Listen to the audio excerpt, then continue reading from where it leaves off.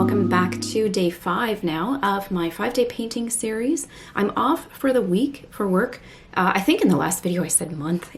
Yesterday was such a weird day, but I'm just painting every day for 5 days, doing a little vlog, and yeah, so today I'm going to do a Chickadee. I'm going to use some new art materials that we haven't used this week, and I just made some little mini pizzas on toast, so I'm just having some lunch, and I got to change some laundry downstairs, and then hopefully we can get started.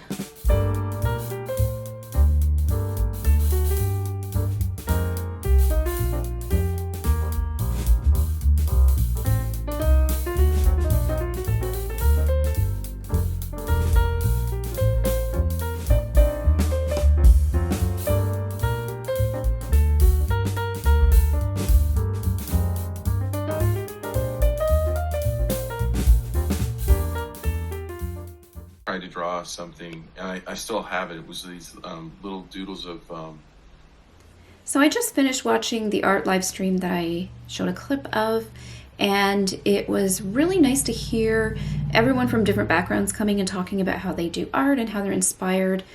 And there was a question that I asked that touched on a very emotional response from one of the artists, and it definitely shined a light on making art for yourself and not making it just for social media. I know that's like such a big thing.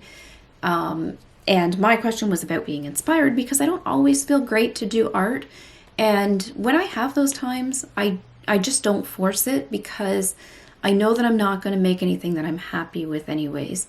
I do have a sketchbook that my sister got me for Christmas a couple years ago, and I get into this when I just want to put something down on paper and I'm not sharing it.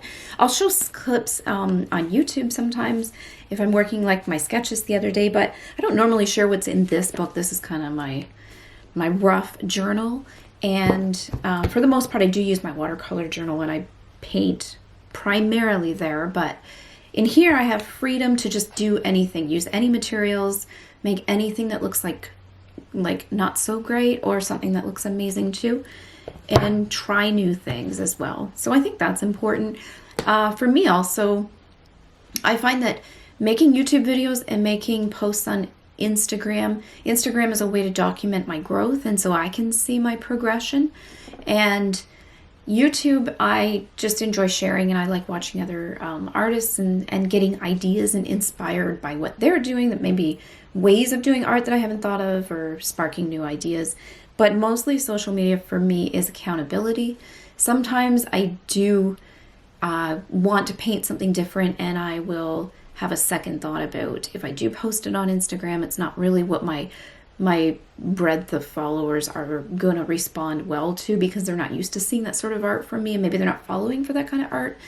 But then usually I end up just posting it anyways. A lot of this falls into the category of the acrylic gouache that I've made before. I'm not really good at it, but sometimes I just like to do acrylic gouache. It's different and it just stretches my legs, and then I come back to watercolor and I feel renewed when I get back there, because I've done something different to reset myself.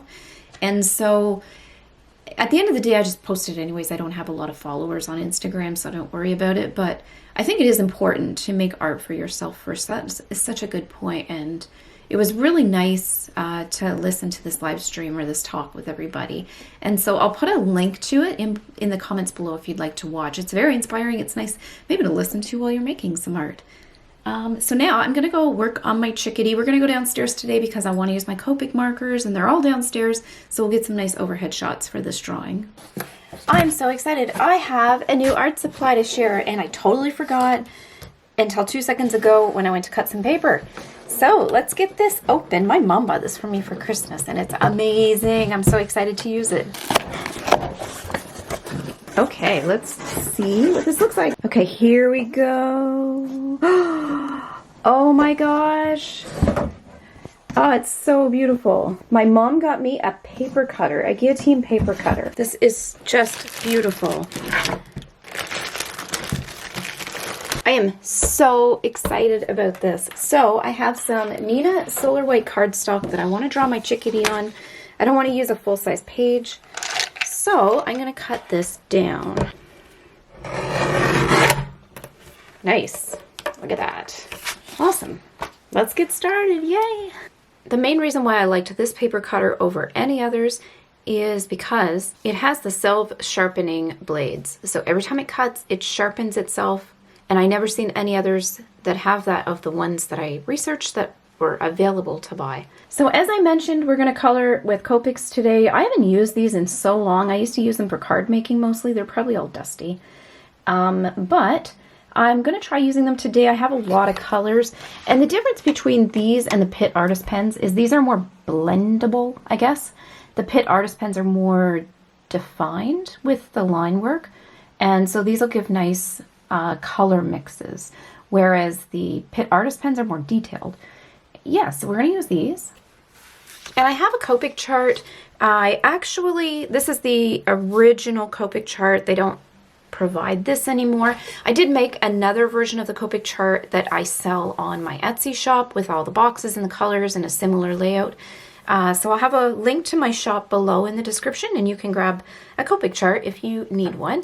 And the best thing about getting a digital chart is you can print it on the paper that you use, so you can know exactly what the colors will look like when you're coloring with them. I'm going to make a chart for the Pitt Artist Marker pens as well, because I want to keep a similar thing with the pens that I have. I do really like them, and I want to do more art with them, actually. I know I said I'd probably only use them once, but maybe I'll use them a couple more times.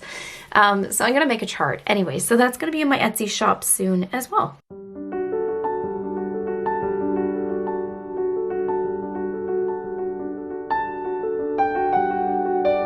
So here's a look at my quick sketch. I'm going to do some Copic, but I'm kind of wondering about the background, doing that as watercolor, just because it'll cover quicker and a broader area. And I don't know if my Copics are so old, there might not be enough ink to do the full background. So I might do the background in watercolor, but do the art, the main art, and the Copics.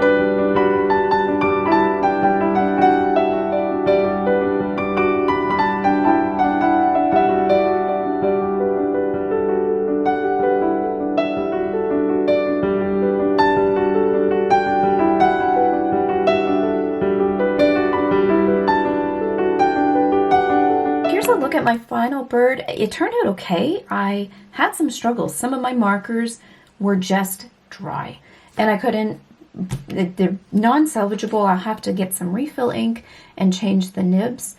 So I had to improvise and grab other colors that I had. I used a lot of colors, but I really love how it turned out. I'm not going to do the background. I was going to watercolor, but I don't think this paper is great for watercolor, and I just don't want to put myself through that. So here's a look at all the markers and pens that I used. I'm not going to list them out in the description below because that would take forever. I just randomly grabbed, and I had so much fun just picking and choosing. Now I got to put them all away, though. That part is not going to be fun.